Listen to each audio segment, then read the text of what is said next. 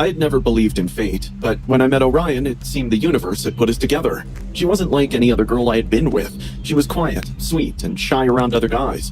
The way she tucked a strand of her blonde hair behind her ear when she was blushing, my heart literally thumped in my chest like some jackhammer. I thought she was the one.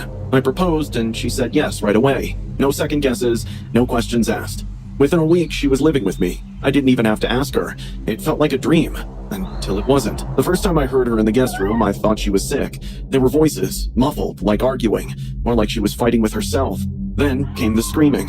1 week later, it was overt, angry sometimes and desperate other times. The morning after, I asked her about it, as she had just come out and looked very tired. I have sleepwalking issues. Sometimes I put on a movie or something to calm down. She muttered. Don't worry about it. I wanted to trust her, but more and more things were getting out of hand. She treated her laptop as if it were a treasure chest. One morning, while we were having breakfast, I reached for the laptop to check my emails. Don't! She screamed, lunging across the table. Before I could react, the salad fork buried itself into the back of my hand. I yelped, blood trickling between my fingers. Oh God, I didn't mean to. I'm sorry. I'm so sorry. Orion sobbed, cradling my injured hand. She cried for hours that day. I forgave her. I shouldn't have. I found her secret that night. Orion was asleep beside me, as usual, but I was gnawed by curiosity. I slipped out of bed and went into the guest room. The laptop was on a guest that's in incognito mode. The tab read, Sizzlin' Susie. I clicked. The screen filled with images and videos of her, though she looked nothing like Orion I was in love with. A blonde wig, heavy makeup, skin I had never seen her expose, twisted in ways I didn't recognize. She moved differently, more confident, more sensual. She was a stranger. I almost puked. I felt betrayed. The woman I loved had been lying to me, exposing herself online for strangers, for perverts. I went back to bed, but even in the morning, my anger boiled over. We need to talk, I said as soon as she woke up. She rubbed her eyes. What is it? I know about your OnlyFans account. Her face went pale. What are you talking about? Don't lie to me! I saw your laptop last night! Sizzlin' Susie? It's you! Don't even try to deny it! Finn, that's not me. I swear. I'm not an idiot! My voice cracked with rage. Fine, I'm done. I don't want to be with you anymore. Her words struck me with a force I did not expect. She was leaving me? No way. Not when I had done everything for her. Grabbing the salad fork from the table, I plunged it into her neck.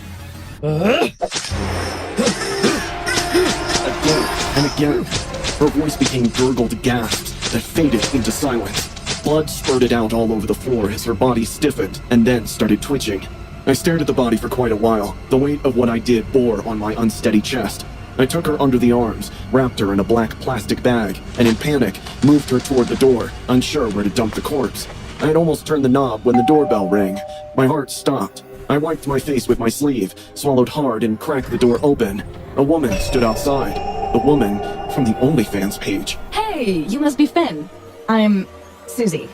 I couldn't breathe. I know this is awkward, She said, glancing down at her hands. but I had to come. Orion and I, well, we don't talk much. She's ashamed of me. I get it. But I started OnlyFans to make ends meet.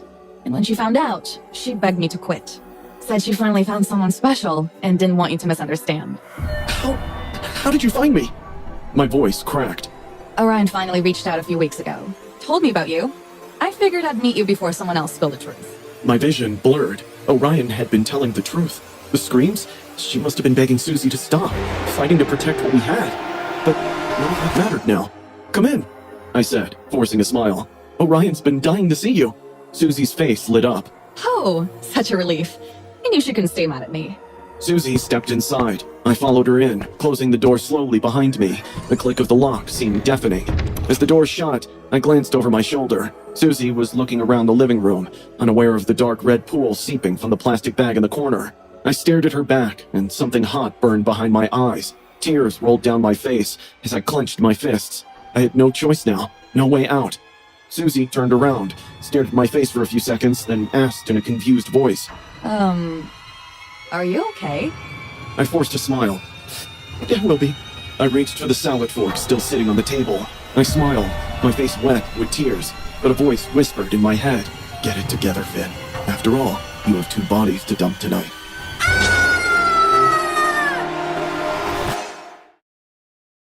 a Tuesday evening, I was standing in my manager's office adhering to his insults for 15 minutes straight. My head was down, trying my best not to cry while he kept on screaming at me in front of all the other employees. Look, Gina, I have a company to run here, and being a secretary demands a lot. But sir, my mom has cancer and I'm her only child. I promise from next week. Save your sob story for someone else, because there will be no next week. You're fired. I was putting my things in a box while wiping my tears when Lydia tapped my shoulder softly. Turning back, I could see empathy on her face. She wiped my tears and said in a low voice, Ignore Mr. Turner. I'm also quitting next week. My eyebrows frowned at hearing this. Lydia was doing good, so I couldn't think of a single reason why she would want to leave this job. I know you're confused, but I found a better source of income. Like what? Lydia grabbed her bag and I grabbed my box. We both stepped inside the elevator. I was watching Lydia while she watched the floor numbers change. When we stepped out at the parking lot in the basement, she walked me to my old car and said, I've started an OnlyFans. It pays better, I can choose my hours, and also I don't have to get up every day to leave for work. My eyes widened because a girl like Lydia doing OnlyFans was something very unexpected for me. But what about your dignity? Aren't you disgusted by the creeps out there? I gasped. Oh, come on, Gina. Even Mr. Turner had touched me inappropriately several times. At least on OnlyFans, the creeps will only get to see me. Lydia winked and walked away. The clanging sound of her Louis Vuitton heels reverberated in the empty parking lot. The entire drive home, all I could think about was how I pay for Mom's meds and hospital visits next month. Should I consider what Lydia said? The next 2 nights, I could barely sleep. I laid down on the couch for hours, thinking how ends would meet. If I take a new job, my issues will remain the same. It'll be difficult to do an on-site job while taking care of my mom at home. Remote workers are hard to find, and landing a suitable job might take months. Damn, looks like I'm actually going to do it. By the end of the week, I've created an account on OnlyFans. I've also taken advice from Lydia on how to prep my room like a dorm of forbidden pleasure to attract more followers.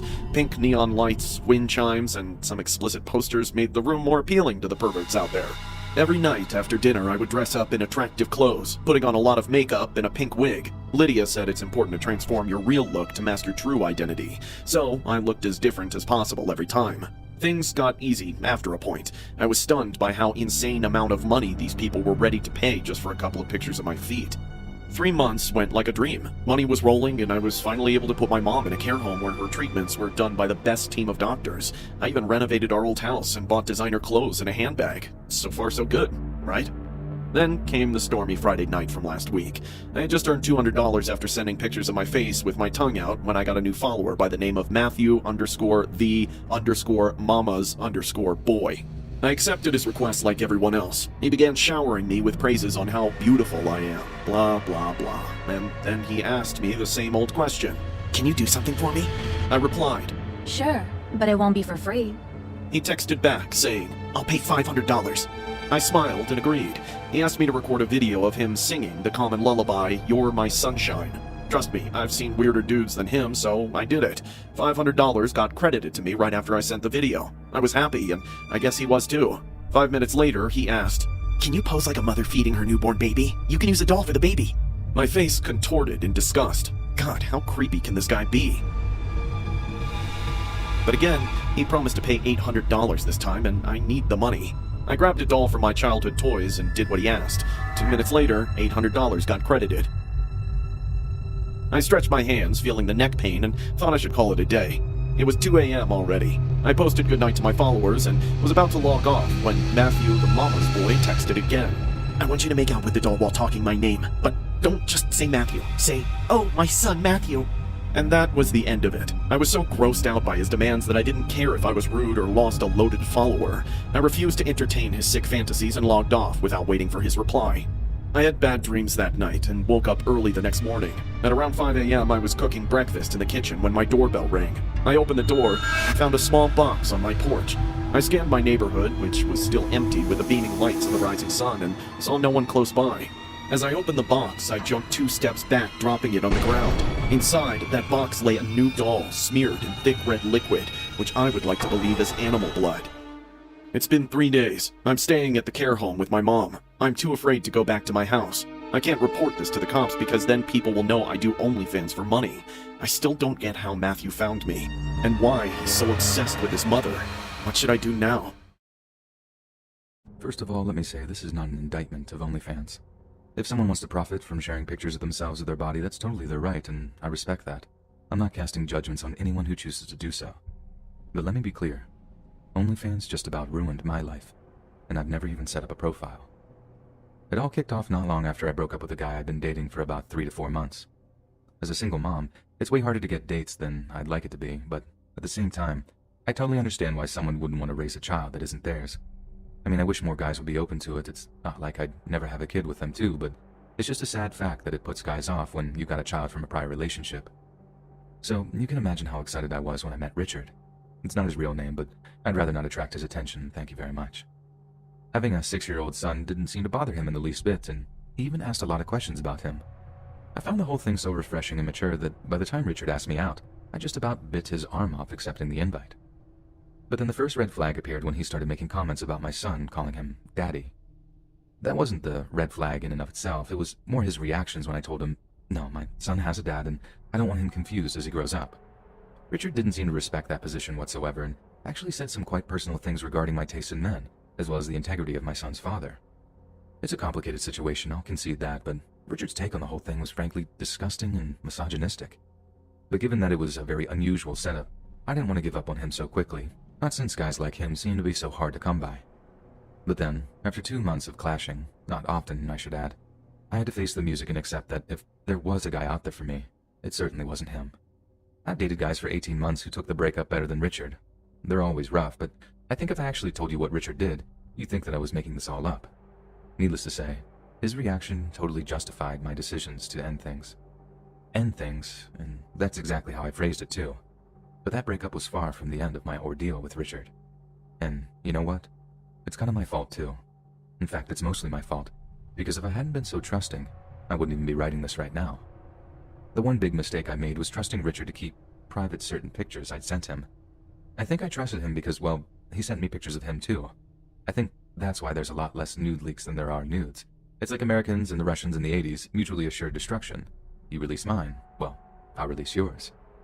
But after we broke up, I deleted all of his intimate pictures, and I was foolish enough to think that he'd also done the same. Because the next thing I know, I got a message from a friend of mine saying something like, "Oh, you have an OnlyFans. You go, girl." I had to ask her what OnlyFans was. I literally had no idea at the time. She replies like, "You're joking, right? Was this supposed to be a secret?" Immediately, I start Googling OnlyFans, and as you can imagine, I'm pretty shocked at what I see. The whole website is basically homemade lewd images, and for those that aren't familiar, and from what I could gather, the girls in question make quite a lot of money too. I mean, I wouldn't say no to an extra $2,000 a month, but I hadn't set up a profile, had I? I asked my friend to send me anything she's found with my name on it, then what do you know? There's a freaking OnlyFans profile set up in my name, and the whole preview picture in the banner was a raunchy picture that I'd sent to Richard.